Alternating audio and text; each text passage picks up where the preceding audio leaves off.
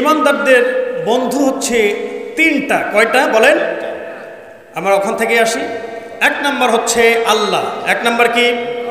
ইন্নামা ওয়ালিয়ুকুমুল্লাহু ওয়া রাসূলুহু ওয়াল্লাযীনা আমানু। এক নাম্বার হচ্ছে আল্লাহ, দুই নাম্বার হচ্ছে রাসূল, আর তিন নাম্বার হলো মুমিন ইমানদার, যাদের কাজ হবে আল্লাযীনা ইউকিমুনাস সালাতা ওয়া ইউতুনাজ যাকাতা ওয়া হুম রাকিউন।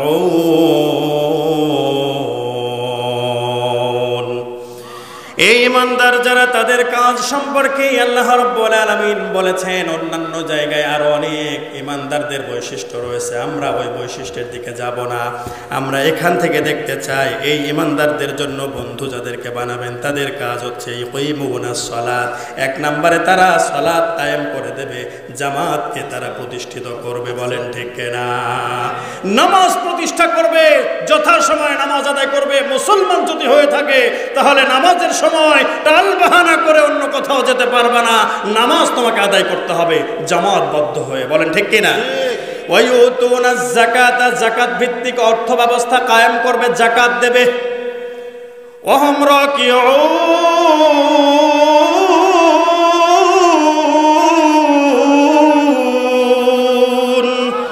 তিন নাম্বার হচ্ছে রুকুকারীদের সঙ্গে বিনয়ী হয়ে আল্লাহর সামনে রুকু করবে। তার মানে আমরা দেখতে পাই যে কি করা হয় নামাজের মধ্যে, রুকুটা কোন সময় করা হয়।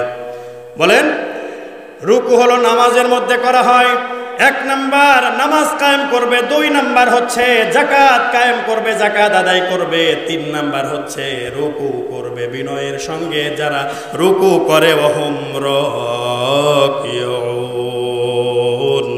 তার মানে বিনয়ী হয়ে যারা সালাত আদায় করবে, এই সকল মানুষদেরকে তোমরা বন্ধু হিসেবে গ্রহণ করে নিবা। এই আয়াতে কারিমা নাজিল হয়েছিল ওই সময়। একদিন হযরত আলী রাদিয়াল্লাহু তাআলা আনহু নফল নামাজে রুকুতে থাকা অবস্থায় একজন ভিক্ষুক এসে আল্লাহর ওয়াস্তে ভিক্ষা প্রার্থনা করল। তিনি তার হাতের আঙ্গুল থেকে সোনার একটি আংটি খুলে ভিক্ষুকের প্রতি ছুঁড়ে দিলেন। তখন এই আয়াত অবতীর্ণ হয়। এই আয়াতের রুকু অর্থ রুকুই থাকবে। হযরত আব্দুল্লাহ ইবনে আব্বাস রাদিয়াল্লাহু আনহু তে বর্ণিত আছে, হযরত উবাদা ইবনে সামিত যখন ইহুদিদের প্রতি বিরক্তি প্রকাশ করেন এবং স্বীয় বন্ধুত্ব বিশেষত আল্লাহ ও রাসূলের জন্য করেন, তখন এই আয়াতে কারিমা অবতীর্ণ হয়। আমার ভাইরা, হযরত জাবেদ রাদিয়াল্লাহু তাআলা আনহু থেকে বর্ণিত আছে, হযরত আব্দুল্লাহ ইবনে সালাম রাদিয়াল্লাহু আনহুকে তার স্বগোত্রীয় লোকেরা সমাজচ্যুত করার প্রস্তাব করলে তাদের বন্ধুত্ব তার থেকে কি করা হবে? অপসারণ করা হবে, তার সঙ্গে কোনো বন্ধুত্ব রাখা হবে না। এই সকল হুমকি ধামকি যখন দেওয়া হয়, তিনি হুজুর সাল্লাল্লাহু আলাইহি ওয়াসাল্লাম কাছে এই সম্পর্কে যখন জানান, রাসূলুল্লাহ সাল্লাল্লাহু আলাইহি ওয়াসাল্লাম তখন আয়াতে কারিমা নাজিল করে দিলেন। আল্লাহ পাক নাজিল করে দিলেন, বিশ্ব নবী সাল্লাল্লাহু আলাইহি ওয়াসাল্লাম আয়াতে কারিমা পাঠ করে শোনালেন। তাদের বৈশিষ্ট্য হবে ওই যে ইহুদি নাসারারা তোমাদের বন্ধু, এটা রাখা যাবে না। তোমাদের বন্ধুত্ব হবে কেবল আল্লাহ, আল্লাহর রাসূল এবং ঈমানদাররা। বলেন সুবহানাল্লাহ। তো আমাদের বন্ধু কারা? খালি আল্লাহ, আল্লাহ, আল্লাহর রাসূল এবং মুমিনেরা। এরপরে সুসংবাদ শুনুন, যারা এই কাজগুলো করবে, ওয়া মাইয়াতাওয়াল্লাল্লাহা ওয়া রাসূলাহু ওয়াল্লাযীনা আমানু ফাইন্না হিজবাল্লাহি হুমুল গালিবুন।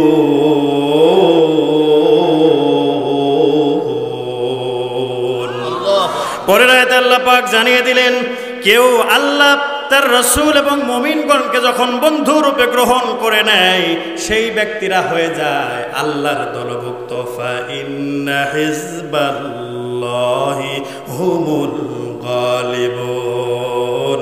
আর জেনে রাখো, অবশ্যই অবশ্যই যারা আল্লাহর দলভুক্ত হবে, বিজয় তাদেরই হবে। বলেন সুবহানাল্লাহ। খুশি না বেজার? এজন্যই বলেছিলাম মুমিনেরা তো মাহফিলে আসবে, খুশি হয়ে যাবে, সুসংবাদ গ্রহণ করে চলে যাবে। বলেন সুবহানাল্লাহ। এবার বলতে চাই, আমার ভাইরা, এই যে এই জায়গায় আপনারা এসেছেন, অথচ এই গ্রামের মধ্যে, এই মহল্লার মধ্যে, এই মসজিদের আওতাভুক্ত সুলতানপুর কেন্দ্রীয় জামে মসজিদ, এখানে ঈদগাহ ময়দানে মাহফিলের প্যান্ডেল হয়েছে, জান্নাতের বাগান কায়েম হয়েছে, পাশেই গোরস্থান আছে। এই তিনটা প্রতিষ্ঠান একসঙ্গে রয়েছে। এখানে কত মানুষের বাবা মা, আত্মীয় স্বজন, ভাই বোনেরা, কলিজার টুকরা সন্তানরা ঘুমিয়ে আছে, অথচ কত ভাই, কত বাবা, কত সন্তান এখানে এই গ্রামের মধ্যে বসবাস করে আছে না নাই? তাদের জন্য হইলেও, তাদের এই যে মানুষ যখন মারা যায়, মারা যাওয়ার পরে সমস্ত আমলের দরজাগুলো বন্ধ হয়ে যায়, শুধুমাত্র কেবলমাত্র তিনটা আমল বাকি থাকে। কয়টা? তিনটা। হযরত আবু হুরায়রা রাদিয়াল্লাহু তাআলা আনহু থেকে বর্ণিত, তিনি বলেন, আন আবি হুরায়রা রাদিয়াল্লাহু তাআলা আনহু قال قال النبي صلى الله عليه وسلم اذا مات الانسان انقطع عنه عمله الا من ثلاثه الا من صدقه جاريه او علم ينتفع به او ولد صالح يدعو له رواه মুসলিম। মুসলিম শরীফের একটি হাদিসে রয়েছে, হযরত আবু হুরায়রা সর্বাধিক হাদিস বর্ণনাকারী সাহাবী, আল্লাহর নবীর একজন বিখ্যাত সাহাবী হযরত আবু হুরায়রা রাদিয়াল্লাহু তাআলা আনহু থেকে বর্ণিত। তিনি বলেন যে বিশ্বনবী সাল্লাল্লাহু আলাইহি ওয়াসাল্লাম বলেছেন, যখন মানুষ মারা যায়, ইদা মাতাল ইনসান, ইদা মানে যখন, মাতা মানে মারা গেছে বা যায়, আল ইনসান মানুষেরা, মানুষ মারা গেলে ইনকতআ বন্ধ হয়ে যায়, বন্ধ করে দেওয়া হয়, আমালুহু তার সমস্ত আমল, তার আমলের দরজাগুলো বন্ধ হয়ে যায়, আর কোনো সওয়াব উপার্জন করতে পারে না। ইল্লা মানে সারা সালামিন সালাসাতিন ইল্লা মিন সাদাকাতিন জারিয়া, তিনটা আমল সারা, তিনটা কাজ সারা, তা হলো ইল্লা মিন সাদাকাতিন জারিয়া। এক নাম্বার হচ্ছে সাদকায়ে জারিয়া। কি এটা? সাদকায়ে জারিয়া মানে চলমান সদকা, দান, যেটার কাজ এখন আপনি করবেন কিন্তু এর ফলাফল আপনি কিয়ামত পর্যন্ত ভোগ করতে থাকবেন। যেমন হলো একটা টিউবওয়েল যদি আপনি রাস্তার পাশে, যেখানে অনেক মানুষ পথিক আসে, ওখানে বসে যাবে, রাস্তায় চলাচল করতে করতে ওই জায়গায় গিয়ে পানির জন্য মানুষ কত জায়গায় আছে, অনেক দূর পর্যন্ত কোনো পানির ব্যবস্থা নাই। যখন কঠিন গরমের তাপমাত্রার দিন আসে, ওই সময় মানুষ পানির জন্য হাহাকার পরিবেশের মধ্যে পানি পানি করে চিৎকার করতে থাকে, চাহিদা আসে। কিয়ামতের ময়দানে তাই হবে, মানুষ পানি পানি করবে, মানুষকে পানি দেওয়া হবে না। বলেন ঠিক কিনা? ওই দিন এমন অবস্থা হবে, এই দুনিয়াটা, এই জমিনটা, কিয়ামতের ময়দান, এই জমিনটা হয়ে যাবে একেবারে সমতল ভূমি, কোনো জায়গায় কোনো উঁচু আর নিচু টিলা থাকবে না, সব জায়গায় সমান হয়ে যাবে। ঘোষণা কার? আবারও বলেন, ঘোষণা কার? তাহলে সমান হয়ে যাবে, মাটিটা তামাতে পরিণত হবে।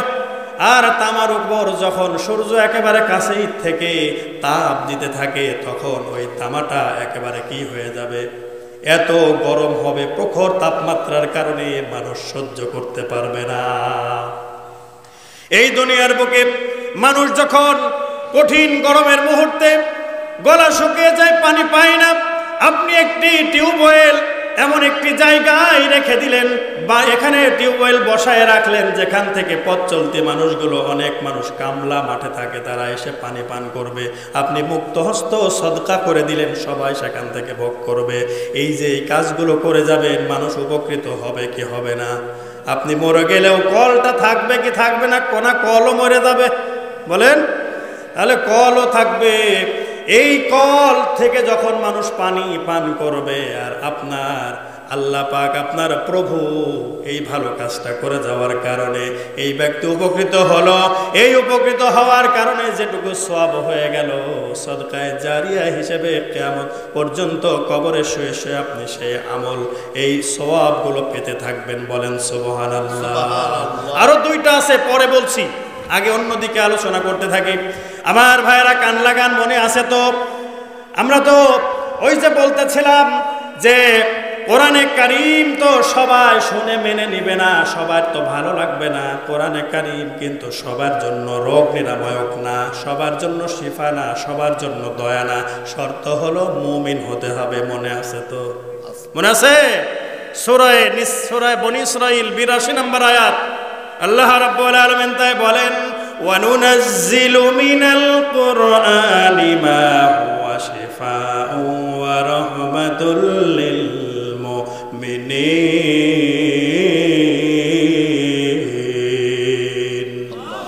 আল্লাহ পাক তাই বলছেন, আমি আল্লাহ পাক যেটা নাজিল করেছি কোরআনের মধ্যে, কোরআনের নাজিলের ধারাবাহিকতায় এর মধ্যে এমন কিছু আয়াতে কারিমা দিয়েছি যা মানুষের জন্য শেফা হবে, রোগের নিরাময়ক হিসেবে কাজ করবে।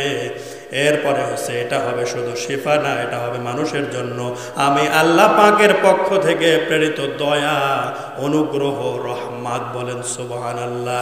এই মানুষের মধ্যে তারাই কেবল এই সুযোগ সুবিধাটা ভোগ করতে পারবে। শিফা এবং রহমত তাদের জন্য এই কোরআন। তারা হলো লিল মুমিনিন,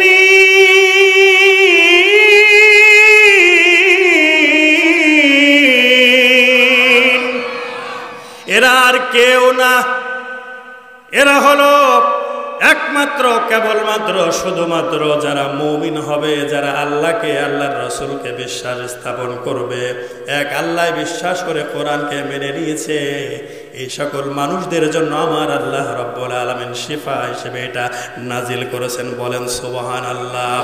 পরের অংশে আল্লাহ পাক রব্বুল আলামিন ওই যে বেছে বেছে ওই বাচ্চার ওষুধ খাবার মতো বিসি বের করে ফেলে দিয়ে, কত মানুষ আছে যারা কোরআনের সব আয়াত তার পক্ষে যায় না, এই জন্য মেনে নিতে চায় না, বেছে বেছে জানালা দিয়ে কিছু বিসি, ওই যে তিতা মার্কা কঠিন আয়াতগুলো জানালা দিয়ে নিক্ষেপ করে দিয়ে সহজগুলো, মিষ্টিগুলো খেতে চায়, মানতে চায়। তাদের জন্য আল্লাহ রাব্বুল আলামিন ঘোষণা করে দিয়েছেন, ওয়ালা ইয়াজিদুল যালিমিনা ইল্লা খাসারা।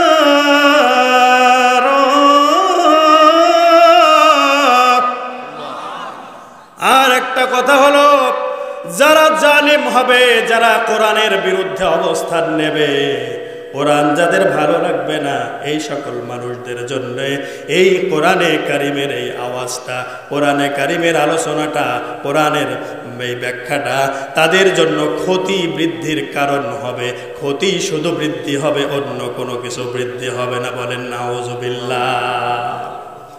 তাহলে কোরআনে কারিম ইমানদাররা শুনলে, কোরআনে কারিম দিয়ে ইমানদারদের কাছে যখন ব্যাখ্যা করা হয়, তখন কোরআনে কারিমের এই আওয়াজটা তাদের ভালো লাগে এবং এটা তাদের জন্য শেফা, এইটা মুমিনদের জন্য রহমত হিসেবে আল্লাহ পাক তাদের জন্য কাজ করান। বলেন সুবহানাল্লাহ।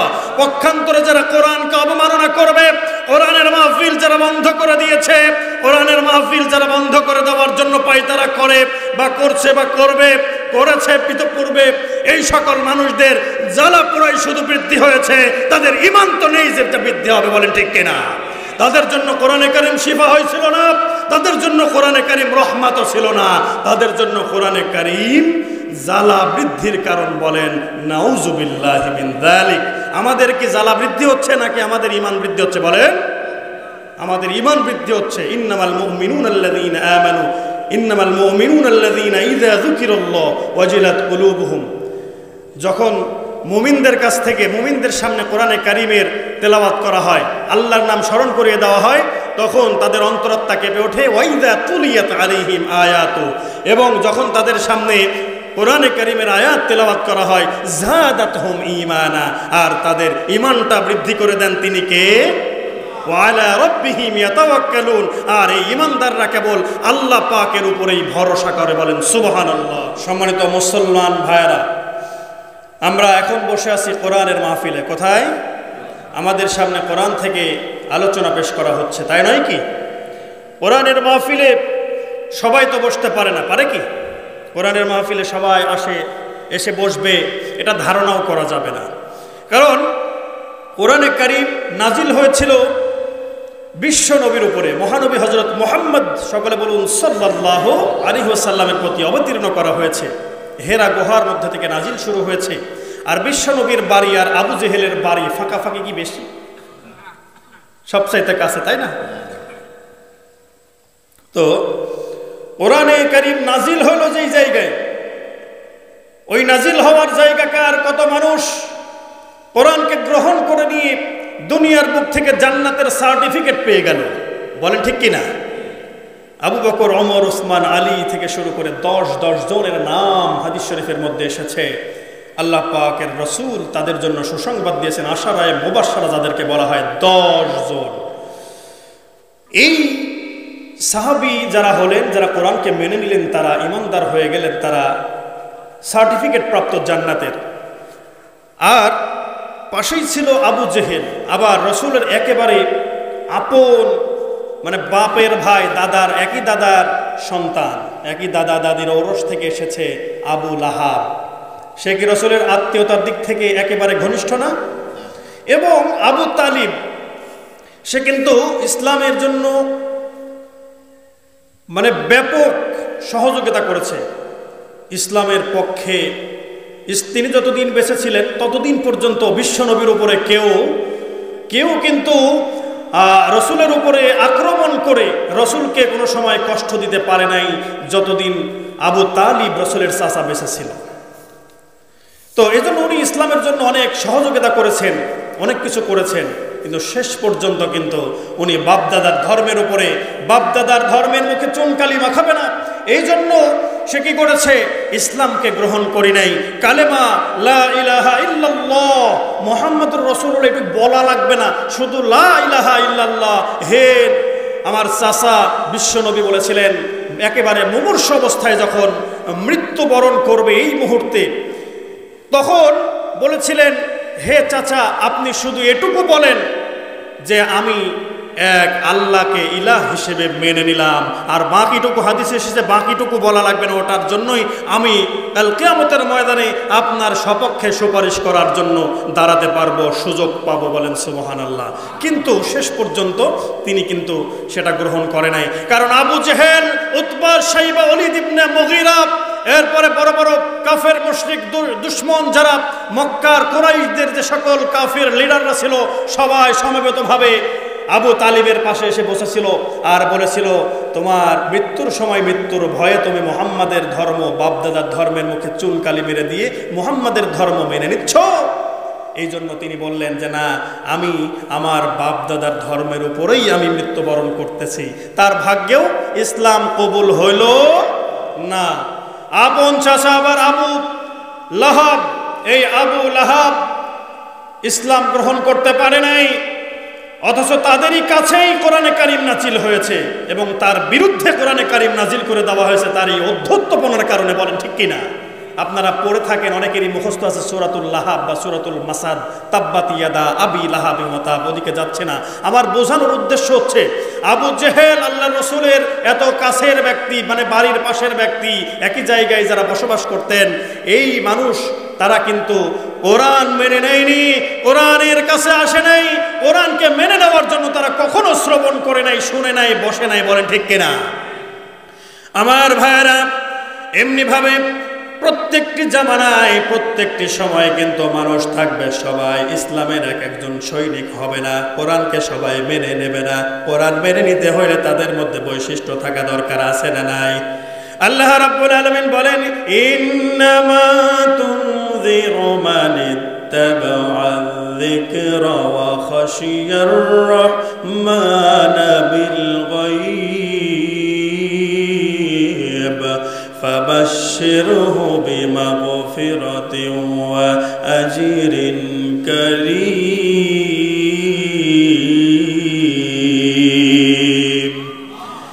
সূরা ইয়াসিন 22 নম্বর পারা 20 নম্বর পৃষ্ঠা 2 নম্বর লাইনের প্রথম নম্বর রুকুর 11 নম্বর আয়াতে কারিমা এটা। আল্লাহ রাব্বুল আলামিন এখানে ডাক দিয়ে বলেন, ইন্নামা তুনযিরু মান ইত্তাবা'আল যিকরা ওয়া খাশিয়ার রহমানা বিল গায়ব। হে নবী, সকলকে তো আপনি সতর্ক করতে পারবেন না, সতর্ক তো সবাই হবে না, সতর্ক কেবল তারাই হবে, তারাই কোরআনের উপদেশ মেনে নেবে, যাদের মধ্যে গুণাবলী পাওয়া যাবে 2টা। কয়টা? মানিত্তাবা'আল যিকির, যারা এটা মেনে নেবে। সতর্ক সবাই হবে না, কোরআনকে যারা মেনে নেবে, এই জিকিরটাই স্মরণিকা গ্রন্থটা তারা যারা মেনে নেবে। ওয়া খাশিয়ার রহমান বিল গায়ব,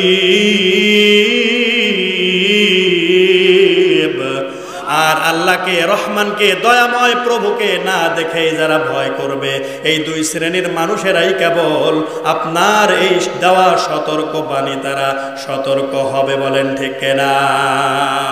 মন মানসিকতা যাদের আছে মেনে নেওয়ার, তারাই কেবল কোরআন থেকে উপকৃত হতে পারবে, নচেত অন্য কেহ পারবে না। ঘোষণা কি আমার? এই ঘোষণার পরে যারা এই কোরআনের এই সতর্ক বাণী যারা গ্রহণ করে নিয়ে যারা সতর্ক হবে, যারা গ্রহণ করে নেবে, যারা আল্লাহকে না দেখে ভয় করবে, এদের জন্য আল্লাহ রাব্বুল আলামিন অত্র আয়াতে কারিমার মধ্যে দুইটা পুরস্কারের কথা ঘোষণা করেছেন। বলবো? শুনতে মন চায় নাকি কষ্ট হয়? বলছি, একটু ধৈর্য ধরেন আমার ভাইরা। আল্লাহ রাব্বুল আলামিন, এইবার আপনি একটু চিন্তা ভাবনা করুন, এই দুনিয়ার বুকে আমরা এই যে কত মানুষ এক জায়গায় রয়েছি, একই জায়গায় এসেছি, আমার হঠাৎ মনে হয়ে গেল তাই বলতেছি। এই সূরা ইয়াসিনের মধ্যে আল্লাহ রাব্বুল আলামিন ঘোষণা করে দিয়েছেন, ওয়ামতাজুল ইয়াওমা আইয়ুহাল মুজরিমুন।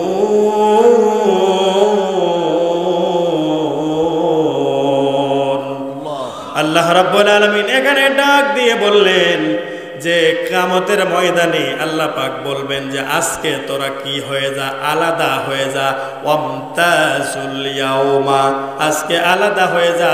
আইয়ুহাল মুজরিমুন, যারা অপরাধী, দুনিয়ার বুকে যারা কোরআন শুনেছে আরো তাদের স্পিড বেড়ে গেছে বিপরীত দিকে, মানে কোরআনকে বাধা দেওয়ার জন্য যাদের অবস্থান হয়েছে আরো বেশি গতি সম্পন্ন, 180 কিলোমিটার বেগে যারা বাধা দিয়েছে কোরআনের মাহফিলকে, এই মানুষদেরকে আল্লাহ পাক এবং কোরআনের বাণীগুলো যারা মেনে নেবে না, ইসলামের সুশীতল ছায়াতলে যারা আসবে না, যারা আল্লাহ আল্লাহ রাসূলকে মেনে নেবে না, নিচ্ছে না, এই সকল মানুষদেরকে যারা অপরাধ প্রবণ, যারা অপরাধ করতেছে, এই মানুষদেরকে আমার আল্লাহ রাব্বুল আলামিন কাল কিয়ামতের ময়দানে বলবেন, যা তোরা সব আলাদা হয়ে যা অপরাধীরা। অবস্থা কি ওই সময় ভালো হবে? আল্লাহ যখন বলবেন অপরাধীরা সব আলাদা হয়ে যা, তখন আমাদের অবস্থাটা কি হবে? আমরা যদি অপরাধী হই, যে ব্যক্তি অপরাধী হবে, এই অপরাধীদের জন্য কাল কিয়ামতের ময়দান একটি কঠিন ময়দান। বলেন ঠিক কিনা? কারো জন্য 50,000 বছরের সমান, আবার কারো জন্য 1000 বছরের সমান। ওয়া ইন্না ইয়াওমান ইনদা রাব্বিকা কাআলফি সানাতিম মিম্মা তাউদ্দুন। সূরা হজের 51 নম্বর আয়াতে কারিমায় আল্লাহ পাক বলেন যে ওই দিন কাল কিয়ামতের ময়দান একদিন হবে 1000 বছরের সমান। কত বড়! আল্লাহু আকবার বলেন। কিন্তু যারা ঈমানদার হবে, যারা মুমিন মুত্তাকি হবে, আল্লাহর প্রকৃত গোলাম হবে, যারা আল্লাহর দেওয়া বিধান মেনে নেবে, যারা কোরআনের বাণীগুলো পেয়ে সতর্ক হয়ে যাবে, যাদেরকে সতর্ক বাণী দিলে যারা সতর্ক হয়ে যায়, যারা গ্রহণ করে নেয় আল্লাহর জিকির, আল্লাহর স্মরণটা গ্রহণ করে নেয় এবং আল্লাহকে না দেখে ভয় করে, এই মানুষদের সম্পর্কে, এই মানুষদেরকে আল্লাহ রাব্বুল আলামিন তাদের জন্য এত সহজ করবেন যে এক ওয়াক্ত ফরজ সালাত আদায় করতে যে সময়টা লাগে, এই সময় এতটুকু সময় মাত্র লাগবে ওই দিন। বলেন সুবহানাল্লাহ, আল্লাহু আকবার। সে আল্লাহ পাক আছেন না নাই? বলেন। আল্লাহ রাব্বুল আলামিন আমাদেরকে কাল কিয়ামতের ময়দানে সকলের সামনে থেকে যখন বলা হবে অপরাধীরা সব আলাদা হয়ে যা, তখন আপনারই আমাদেরই জ্ঞাতি গোষ্ঠী, একই সঙ্গে আমরা চলাফেরা করেছি, একই এলাকায় বসবাস ছিল, এই সকল মানুষদের ভিতর থেকে অপরাধীরা তখন আলাদা আলাদা হয়ে যেতে লাগবে। তখন দেখে তো সবাই শনাক্ত হয়ে যাবে যে এরা অপরাধী। কারণ আজকে কোরআনের ময়দানে যারা আসে না, যারা কোরআনের মাহফিলটা পক্ষে থাকে, বন্ধ করতে চায় না, এবং যারা বন্ধ করে, দুই রকম গ্রুপ। এই দুনিয়ায় তো এটা প্রমাণ হয়ে যাচ্ছে, প্রমাণ হয়ে গেছে বা প্রমাণ হয়ে যাবে। যারা কোরআনকে প্রসার করতে কোরআনের মাহফিল করতে দেয়নি, এরা কি ভালো ইমানদার নাকি এরা জালিম অপরাধী? বলেন। এরা অপরাধী। আইয়ুহাল মুজরিমুন, অপরাধীরা, তোরা অপরাধী যারা, তারা ওয়ামতাজ, আলাদা হয়ে যা। আল-ইয়াওমা, যারা ইসলাম কায়েম হোক এই দেশের মধ্যে, রাষ্ট্রের মধ্যে, সমাজে, সমস্ত জায়গায়, ব্যক্তিগত জীবন থেকে শুরু করে একেবারে সংসদ পর্যন্ত, রাষ্ট্রীয় জীবন ব্যবস্থা পর্যন্ত ইসলামিক অবকাঠামো অনুযায়ী, কোরআনের বিধান অনুযায়ী, কোরআনের সংবিধান অনুযায়ী ইসলামিক রাষ্ট্র, ইসলামিক স্টেট কায়েম হোক, এর সপক্ষে যারা অবস্থান নিয়েছে, যারা জীবন দিয়েছে অকাতরে, নিজেদের রক্তটা, তাজা রক্ত এই জমিনে কি করেছে, ঢেলে দিয়েছে, একমাত্র শুধুমাত্র কেবলমাত্র আল্লাহ, আল্লাহর রসুলের জন্য, এই দিন ইসলামের জন্য, কোরআনের জন্য। বলেন ঠিক কিনা? এই সকল মানুষের দলের মধ্যে যখন ওই কুলাঙ্গার অপরাধীরা, যারা হিন্দুত্ববাদী কায়েম করতে চেয়েছিল এই দেশের মধ্যে, যারা মুসলমানদেরকে অকাতরে যারা গুলিবিদ্ধ করেছে, হত্যা করেছে, আবার পূর্বেকার জামানার কাফিরদের মতো, বেঈমানদের মতো মুসলমানদেরকে অগ্নিগর্তের মধ্যে ঢুকায় দিয়ে, ওর মধ্যে আগুন জ্বালিয়ে দিয়ে তাদেরকে পুড়িয়ে মেরেছিল একমাত্র ঈমান আনার কারণে। আজকের এই সমাজে আমরা দেখতে পেয়েছি বিগত কিছুদিন পূর্বে যে এরা আমার ভাইদেরকে মেরে, এদেরকে হত্যা করে ভ্যানের উপরে শোয়ে দিয়ে একটা গোপন জায়গায় নিয়ে যাওয়ার পরে পেট্রোল ঢেলে দিয়ে আগুন জ্বালিয়ে দিয়েছে। বলেন ঠিক কিনা? এই জাতি দেখেছে, এই বিশ্বের সমস্ত মানুষগুলো দেখেছে, এই দেশের সমস্ত মানুষ দেখেছে। বলেন ঠিক কিনা? ওরা যখন আপনার আমার কাতারের মধ্যে এসে শামিল হয়ে যাবে, আপনারাই তখন ঘাড়ে ধাক্কা দিয়ে বলবেন, যা, আল্লাহ পাক বলছেন অপরাধীরা আলাদা হয়ে যা, তুই এই দলে কেন, এখান থেকে বের হয়ে যা। সেদিন কি আপনি চিনবেন না? সেই দিন আপনাদের দলে থাকার মতো কোনো যোগ্যতা, কোনো প্রকার অধিকার তাদের থাকবে না, থাকবে না এবং থাকবে না। বলেন ঠিক কিনা? এই জন্য মুসলমান, মুমিন, ঈমানদার, মুত্তাকি যেখানে আছে আমরা আছি সেখানে, কোরআন আছে যেখানে আমরা আছি সেখানে। এই জন্য ইসলামের সুশীতল ছায়াতলে আমাদের আসতে হবে, আমাদের বসতে হবে।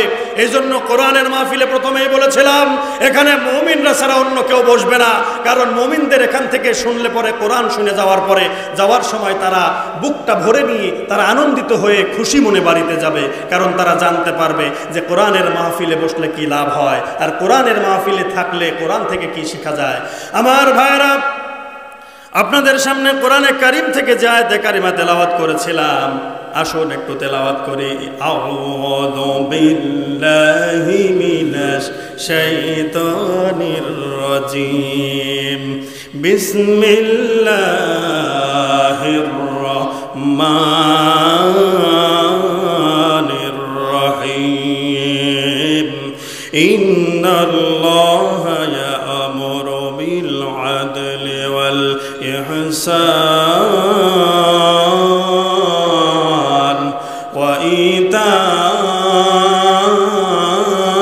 যিল কুরবা ওয়া ইয়ানহা আনিল ফাহশাই ওয়াল মুনকারি ওয়াল বাগই ইয়া'iযুকুম লা'আল্লাকুম তাযাক্কারুন। বলেন আল্লাহু আকবার। সূরা নাহাল 14 নম্বর পারা 16 নম্বর পৃষ্ঠার 5 নম্বর লাইনের 90 নম্বর আয়াতে কারিমা এটা। মহান আল্লাহ এখানে ডাক দিয়ে বলেন, ইন্না মানে নিশ্চয়, আল্লাহ মানে আল্লাহ, ইয়া'মুরু তিনি আদেশ করেছেন, তিনি আদেশ করেছেন, বিল আদল ন্যায় বিচার করার জন্য, ইনসাফের জন্য, ওয়াল ইহসান এবং দয়া, ওয়া ইতা'i যিল কুরবা এবং আত্মীয় স্বজনকে তাদের হক প্রদানের জন্য হুকুম দান করেছেন, ওয়া ইয়ানহা আনিল ফাহশাই ওয়াল মুনকারি ওয়াল বাগই, আর তিনি নিষেধ করেছেন মন্দ কাজ থেকে, জুলুম করতে নিষেধ করেছেন, এবং তিনি তোমাদেরকে উপদেশ দান করেছেন বেহায়াপনার থেকে তোমরা দূরে থাকবা, অশ্লীলতা থেকে, আল্লাহ রাব্বুল আলামিন আল্লাহ বিমুখতা থেকে এবং মন্দ কার্যাবলী থেকে নিষিদ্ধ আল্লাহ পাক করে দিয়েছেন। ইয়াইযুকুম লাআল্লাকুম তাযাক্কারুন, আল্লাহ রাব্বুল আলামিন ওয়াজ করছেন, উপদেশ দিচ্ছেন যাতে করে তোমরা উপদেশ গ্রহণ করো। এটা হচ্ছে সূরা নাহালের 90 নম্বর আয়াতে কারিমা। আল্লাহ রাব্বুল আলামিন শেষে বলতেছেন, এই যে আদেশ আর নিষেধ আল্লাহ পাক করলেন, 3টা বিষয়ের আদেশ আর 3টা বিষয়ের নিষেধ করলেন। 1 নম্বর হচ্ছে আদেশ, ইন্নাল্লাহা ইয়া'মুরু বিল আদল, আদলুন ন্যায় বিচার করতে বলছেন আল্লাহ রাব্বুল আলামিন। এই আয়াতে কারিমা নাজিল হয়েছে কোন সময়? নাজিলের সময়কার শানে নুজুল সম্পর্কে আপনাদেরকে একটু ধারণা দিতে চাই। এই আয়াতে কারিমাটা নাজিলের কয়েকটি শানে নুজুল রয়েছে। তার মধ্যে আকসাম ইবনে সাইফি রাদিয়াল্লাহু তাআলা আনহু নামক একজন সাহাবী, তিনি তার গোত্রের একজন সর্দার ছিলেন। এই সর্দার থাকা অবস্থায় যখন জানতে পারলেন বিশ্বনবী সাল্লাল্লাহু আলাইহি ওয়াসাল্লাম নবুয়ত দাবি করতেছেন, এই নবুয়ত দাবি করার কারণে একজন নবীর আবির্ভাব হয়েছে এবং তিনি নবুয়ত দাবি করছেন, এই বিষয়টা জানার পরে আকসাম ইবনে সাইফি নিজেই বিশ্ব নবীর কাছে আসতে চাইলেন, কিন্তু গোত্রের অন্যান্য লোকজন বলতেছে, আপনি তো আমাদের সর্দার, আপনি যেতে পারবেন না, আপনি না যাওয়াটাই আমরা সমীচীন মনে করি, বরং আপনি কাউকে পাঠিয়ে দিন, তারপরে না হয় আপনি যাবেন। এরপরে আকসাম ইবনে সাইফি রাদিয়াল্লাহু তাআলা আনহু দুইজন লোককে কি করলো, নিযুক্ত করে দিলেন।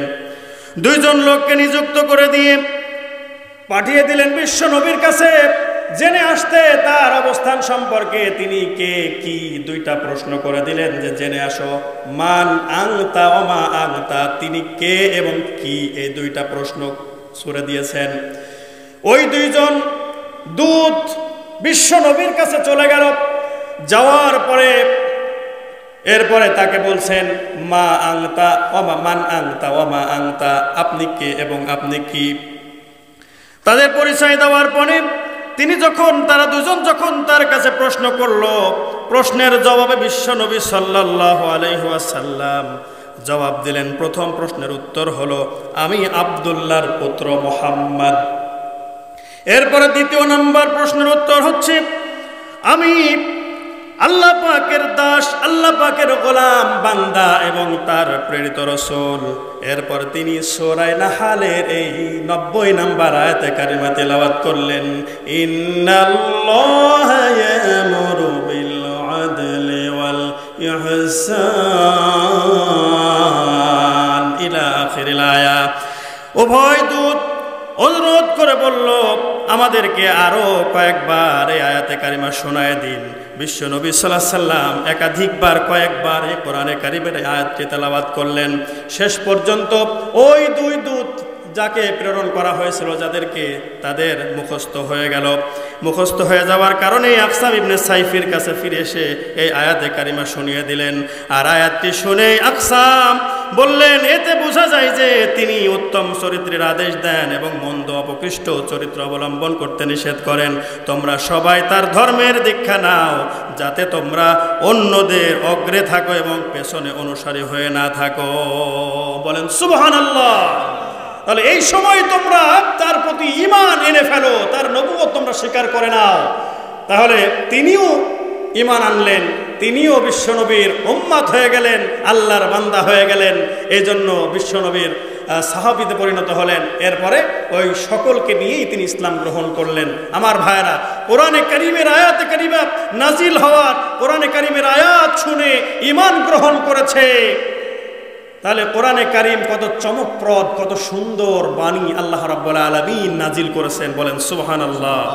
আমার ভাইরা, আল্লাহ রাব্বুল আলামিন আমাদেরকে এখানে এসে বসার তৌফিক দান করেছেন, আমাদেরকে কোরআনের এই বাণীগুলো শোনার জন্য তৌফিক দান করেছেন। আল্লাহ রাব্বুল আলামিন আমাদেরকে সুস্থতা দান করুন, সকলের জন্য দোয়া করি, বলুন আমিন। আমার ভাইয়েরা, বিশ্বনবী সাল্লাল্লাহু আলাইহি ওয়াসাল্লাম হাদিস শরীফের মধ্যে বলেন যে সাবআতু ইউযিল্লুহুমুল্লাহু ফি যিল্লিহি ইয়াওমা লা যিল্লা ইল্লা যিল্লু ইমামুন আদিল। কাল কিয়ামতের ময়দানে আল্লাহ পাকের আরশের ছায়া ছাড়া অন্য কোনো ছায়া থাকবে না। ওই দিনকে একমাত্র শুধুমাত্র কেবলমাত্র আমার আল্লাহ পাকের আরশে আজিমের ছায়া থাকবে, অন্য কোনো গাছপালা থাকবে না, কোনো ছাতা থাকবে না, কোনো কাপড় চোপড় কোনো কিছু থাকবে না, মানুষের শরীরে কোনো কাপড় থাকবে না, পায়ে কোনো জুতা স্যান্ডেল থাকবে না। কত ভয়ানক পরিস্থিতি সৃষ্টি হয়ে যাবে বলে। ওই সময় একমাত্র শুধুমাত্র কেবলমাত্র আল্লাহ পাকের আরশে আজিমের ছায়া থাকবে। বলেন সুবহানাল্লাহ। এখন এই ছায়ার নিচে স্থান পাবে 7 শ্রেণীর ব্যক্তি। কয় শ্রেণীর ব্যক্তি? 7 শ্রেণীর ব্যক্তি। সবার দ্বারা কিন্তু 7 শ্রেণীরই হওয়া সম্ভব না, আবার কিছু কিছু ক্ষেত্রে হওয়া সম্ভব। সেটা হচ্ছে 1 নম্বরে এই যে আল্লাহ পাক বলছেন ইন্নাল্লাহা ইয়া'মুরু বিল আদল, যে ন্যায় বিচার করতে হবে, আদল করতে হবে, সমতা কায়েম করতে হবে, ইনসাফ করতে হবে, ইনসাফ ভিত্তিক সমস্ত জায়গায় তার অবস্থান থাকবে। এক নম্বর হচ্ছে ইমামুল আদিল, ন্যায় পরায়ণ শাসক। এখন ন্যায় পরায়ণ শাসক সমগ্র একটা রাষ্ট্রের বা একটা সমাজের শাসক হওয়া আমাদের সকলের জন্য সম্ভব না, তাই নয়? এই জন্য বলছিলাম সবার জন্য সব জায়গায় সম্ভব না। তবে আপনার ক্ষেত্রে আপনার পরিবারের লোকজনদের উপরে ইনসাফ কায়েম করা এটা আপনাদের জন্য সম্ভব। কিন্তু একটা রাষ্ট্রকে যে নিয়ন্ত্রণ করে এই ব্যক্তি যদি সৎ হয়, নেককার হয় এবং আদল কায়েম করতে পারে, সমাজের সমস্ত মানুষের উপরে ওই শাসক যদি ন্যায় বিচার কায়েম করতে পারে, তাহলে ওই ব্যক্তি কাল কিয়ামতের ময়দানে হাসরে আল্লাহ পাকের আরশে আজিমের ছায়ার নিচে স্থান পাবে। বলেন সুবহানাল্লাহ। আমরা তো এরকম শাসকই দেখতেছিলাম নাকি? হ্যাঁ বলেন।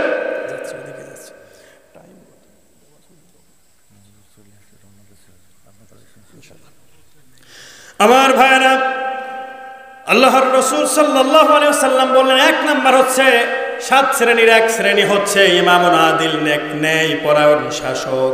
এই বাদশাহ কোথায় পাওয়া যাবে? আলোচনা দীর্ঘায়িত করলে পরে আর একটু বোঝা যেত, আর অন্যদিকে যাচ্ছে না। অন্যদিন যদি কোনো সময় সুযোগ হয় তাহলে বলবো ইনশাআল্লাহ। এরপর হচ্ছে 2 নাম্বার ওয়াশাবুন নাশা ফি ইবাদাতিল্লাহি তাআলা, ওই ব্যক্তি, ওই যুবক, যে যুবকটা আল্লাহর ইবাদতে তার যৌবনকালটা অতিবাহিত করেছে। বলেন সুবহানাল্লাহ। বর্তমান সমাজে এইরকম যুবক তো ভরি ভরি পাওয়া যাচ্ছে। বলেন ঠিক কিনা? সব পাওয়া যাচ্ছে, এক একটা সব মোবাইল বাবাজিরে। বলেন ঠিক কিনা? সব এই নিয়ে পড়ে আছে, ঠেলাঠেলিতে ব্যস্ত। নামাজই কি, আল্লাহর হুকুম কি, রসুলের তরিকা কি, কালিমাই ঠিক মতো পড়তে জানে না, নামাজ যে কয় ওয়াক্ত আছে এটাও জানে না। আছে না নাই এরকম যুবক? নাকি এরকম যুবকই বেশি যারা শাবুন নাশা ফি ইবাদাতিল্লাহি তাআলা, যৌবন খালি একবারে আল্লাহর খালি ইবাদতই করে যাচ্ছে, এরকম যুবকই সব এলাকার যুবক নাকি? বলেন। তাহলে ওই সকল যুবক যারা আল্লাহর ইবাদত করবে, সব সময় যৌবনকালটা আল্লাহর ইবাদতে কাটিয়ে দেয়, ভালো ভালো কাজকর্মগুলো করে। ওয়ারাজুলুন কলবুহু মুআল্লাকুন ফিল মাসাজিদ, আর ওই ব্যক্তি, যেই ব্যক্তি কিনা মসজিদের প্রতি যার কি থাকে, অন্তরটা সব সময় মসজিদের দিকে যেয়ে থাকে। যদিও সে মসজিদ থেকে নামাজের সময় নামাজ কালাম আদায় করে অন্য জায়গায়, অন্য কোনো জায়গায় থাকে, কিন্তু মূলত তার মসজিদটাই তার অন্তরের মধ্যে সব সময় ছবি অঙ্কন করে রাখে, যেন মসজিদে যেতে পারলেই শান্তি, কখন যাব সেখানে। বলেন সুবহানাল্লাহ। এমন মানুষ আছে না নাই? এখন এরকম ব্যক্তি হতে হলে তো মসজিদও আবার থাকা লাগবে নাকি? মসজিদ থাকা লাগবে কিনা? মসজিদ আছে তো? তাহলে মসজিদ তো থাকলে, এবার আপনারা বলছেন মসজিদে হতো আছে, তাহলে একটু বোঝা আপনাদের কমে গেল। মসজিদ না থাকলে বানাইতে তো বেশি খরচ হতো, তো এখন যেহেতু আছে তো এই মসজিদের অনেক খরচ আছে না নাই? 7টা শ্রেণীর ব্যক্তি আরশে আজিমের ছায়া পাবে। আর ওই যে সূরা ইয়াসিনের 11 নম্বর আয়াতের শেষের অংশে 2টা পুরস্কারের কথা আছে, এগুলোকে আপনারা শুনতে চান? বলেন। 1 নম্বর বলেছি ইমামুন আদিল, 2 নম্বর শাবুন নাশা ফি ইবাদাতিল্লাহি তাআলা, 3 নম্বর হচ্ছে মসজিদের প্রতি যাদের রাজুলুন কলবুহু মুআল্লাকুন ফিল মাসাজিদ, মসজিদের প্রতি যাদের আসক্ত, যারা মসজিদে সবসময় যেতে চায়। আরও 4টা আছে না নাই? তা আপনারা শুনলে আমল করবেন নাকি না শুনেই আমল করবেন? হ্যাঁ, শুনতে চান? কারা কারা হাত তুলেন? সবাই চায়, তাহলে হাত নামান। আমরা সবাই যখন চাই, সবাই ইনশাল্লাহ শুনেই বাড়ি যাব। আপনারা যদি আমাকে সহযোগিতা করেন, আমার কাজটা যদি সহজ হওয়ার জন্য যদি আপনারা সুযোগ করে দেন, তাহলে আপনাদেরকে আমি এই 4 প্রকার আর ওই যে ওখানকার 2টা পুরস্কার, 2 প্রকারের পুরস্কারের কথা আপনাদেরকে জানিয়ে দিয়েই আলোচনা ইনশাল্লাহ শেষ করব। রাজি আছেন কারা কারা? রাজি সবাই? বেশি দান করেছে, কিন্তু আবু দাদা কোনো প্রকার দান করে নাই, কিছুই দেয় নাই। বিশ্ব নবী সাল্লাল্লাহু আলাইহি সাল্লাম বললেন, হে আবু দাদা, তুমি যে কোনো কিছুই দিলা না, সবাই তো কম বেশি করে যে যা পেরেছে দিয়েছে, তুমি কেন দান করলা না? এবার আবু দাদা বললেন, ইয়া রাসূলুল্লাহ, ইয়া হাবিবাল্লাহ, হুজুর, আমি যুদ্ধের ময়দান থেকে ফিরে আসলে পরে আমি দান করব। এরপরে যুদ্ধ হয়ে গেল, চলে আসলো। আসার পরে হযরত আবু দারদা রাদিয়াল্লাহু তাআলা আনহু তার প্রতিশ্রুত মোতাবেক বিশ্ব নবীর কাছে তার বাগান বাড়ি সহ দান করে দিলেন। বললেন যে ইয়া রাসূলুল্লাহ, আপনি আমার যে বাড়িতে বিবাহ দিয়েছেন ওই বাগান বাড়ি সহ আমি আল্লাহর রাস্তায় আপনার হাতে সুপর্দ করে দিলাম। বলেন সুবহানাল্লাহ। দান করে দেওয়ার পরে বাড়িতে চলে গেলেন। যাবার পরে বিবিরে বললেন, ও আমার বিবি, ও আমার স্ত্রী, তুমি আমার ঘরের মধ্যকার নিজেদের জিনিসপত্রগুলো সব গোছগাছ করে নাও, কিন্তু ওয়ালের সঙ্গে দেয়ালের সঙ্গে যেগুলো লেগে আছে সেগুলোতে হাত দিবা না। বলছে, কেন হাত দিব না? স্ত্রী এই কথা যখন জিজ্ঞাসা করলো তখন তিনি উত্তর দিলেন, আমি এই ঘর বাড়ি সব কিছু আমার আল্লাহর রাস্তায় বিশ্ব নবীর হাতে দান করে দিয়েছি। বলেন সুবহানাল্লাহ। সব কিছুই দান করে দিয়েছেন। স্ত্রী এবার কি করলেন? সিজদায় পড়ে গিয়ে শুকরিয়া আদায় করলেন, আলহামদুলিল্লাহ।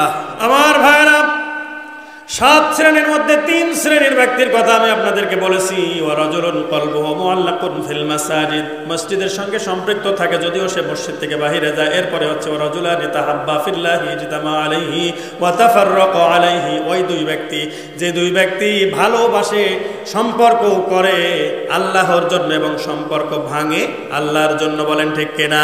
ওই যে ইমানদার বন্ধু হবে কারা? মুমিনেরা মুমিনদের বন্ধু হবে, আল্লাহ আল্লাহর রাসূল হবে। তাহলে একমাত্র আল্লাহর জন্যই কাউকে ভালোবাসবে এবং আল্লাহর জন্যই কারো থেকে ফারিক হয়ে যাবে, সম্পর্ক বিচ্ছেদ করবে, অন্য কোনো কারণে করা বৈধ নাই। এরপরে হচ্ছে ওয়ারাজুলুন দাআতহু ইমরাতুন যাতি মানসাবিন ওয়া জামালিন ফাকালা ইন্নী আখাফুল্লাহ, ওই যুবক যাকে সুন্দরী রমণী তাকে ডাকে কুপ্রবৃত্তি চরিতার্থ করার জন্য, ওই রমণীর ডাকে, সম্ভ্রান্ত রমণীর ডাকে যে সাড়া না দিয়ে বলে আমি ইন্নী আখাফুল্লাহ, আল্লাহ তাআলাকে ভয় করি। বলেন সুবহানাল্লাহ। এরপরে হলো 6 নাম্বার হচ্ছে ওয়ারাজুলুন তাসাদ্দাকা বিসাদাকাতিন ফাআখফাহা হাত্তা লা তা'লামা শিমালুহু মা তুনফিকু ইয়ামিনুহু, ওই দানকারী ব্যক্তি যার ডান হাত দান করে বাম হাত টের পায় না, ঠিক পায় না, এমন গোপনে দান করে, এই ব্যক্তিরা কাল কিয়ামতের ময়দানে আল্লাহর আরশে আজিমের ছায়ার নিচে স্থান পাবে। বলেন সুবহানাল্লাহ। এবং সর্বশেষ 7 নাম্বার হচ্ছে ওয়ারাজুলুন যাকারাল্লাহা খালিয়ান ফাফাদাত আইনা, ওই ব্যক্তি যে আল্লাহ পাককে স্মরণ করে একেবারে নিরিবিলি জায়গায়, আল্লাহর কথা স্মরণ হয়ে আল্লাহর কথা স্মরণ করে করে কান্নাকাটি করে, চোখ দিয়ে পানি বের হয়ে যায়, এই ব্যক্তি কাল কিয়ামতের ময়দানে আল্লাহর আরশে আজিমের ছায়ার নিচে স্থান লাভ করবে। বলেন সুবহানাল্লাহ। তাহলে আমরা কি এই 7 শ্রেণীর হতে চাই কি চাই না? বলেন। তাহলে আমরা যে কথাগুলো শুনলাম আর ব্যাখ্যা বা পুনরাবৃত্তি করা সম্ভব না। শুধু সূরা ইয়াসিনের 11 নম্বর আয়াতের শেষের অংশ যে 2টা পুরস্কার, সেটা হচ্ছে ফাবাশশিরহু বিমাগফিরাতিন ওয়া আজরিন কারীম।